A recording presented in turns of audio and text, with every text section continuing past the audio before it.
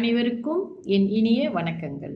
இன்று ராகு பகவான் 5ஆம் பாவத்தில் எப்படிப்பட்ட பலன்கள் தருகிறார் என்று பார்ப்போம். உங்களுடைய லக்கணத்தில் இருந்து 5ஆம் பாவம் இது புத்திரஸ்தானம், பூர்வ புண்ணிய ஸ்தானம் என்று நம்ம சொல்லுவோம் இல்லையா?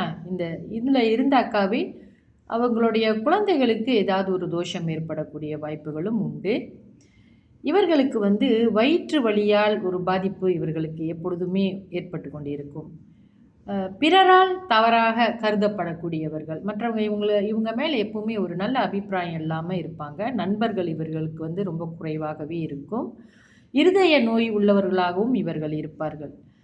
கடுமையான ஒரு பிடிவாதமான மனம் இவர்களுக்கு இருக்கும். ஞாபக மறதி இவர்களுக்கு நிறையவே இருக்கும். புத்திரர்களை இழக்கும் நிலை ஏற்படலாம். அதான் புத்திரதோஷம் என்று சொல்கிறோம் அல்லவா? 5ஆம் பாவத்தில் ராகு பகவான் இருந்தால் புத்திரதோஷம் தரக்கூடியது.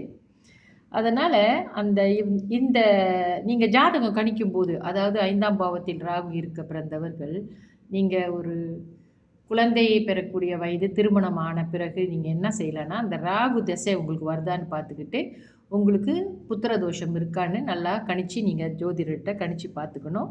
ஸோ உங்களுக்கு அந்த ராகு திசை நடக்கும்போது புத்திரர்களுக்கு ஏதாவது ஒரு நம்மளுக்கு மனசு சந்தோஷம் கொடுக்க முடியாத ஒரு விஷயங்கள், எதிர்பாராத சில விளைவுகள் குழந்தைகளுக்கு ஏற்படலாம்.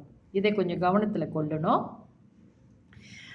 ஏன்னா இவர்களுக்கு அந்த புத்திர தோஷம் இருப்பதனால் அந்த தசாபுத்தி காலங்களிலே இவர்கள் புத்திரர்களுக்கு ஏதாவது ஒரு இழப்புகள் வரக்கூடிய வாய்ப்புகள் உண்டு.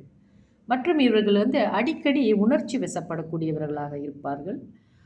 மற்றும் இவர்களுக்கு முதலில் பெண் குழந்தை பிறப்பது மிக அதிகமான வாய்ப்புகள் உண்டு.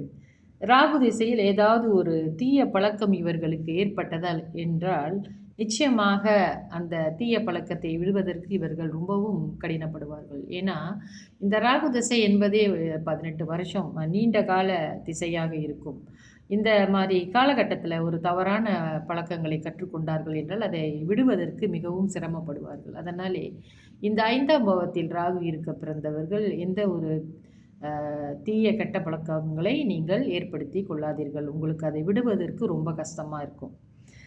அடுத்தபடியாக நாளைய பதிவில் நம்ம 6ஆம் இடத்தில் ராகு பகவான் நமக்கு எப்படிப்பட்ட பலன்கள் தருகிறார் என்று பார்ப்போம். தொடர்ந்து என்னுடன் இந்த பதிவுகளிலே இணைந்திருங்கள். நன்றி, வணக்கம்.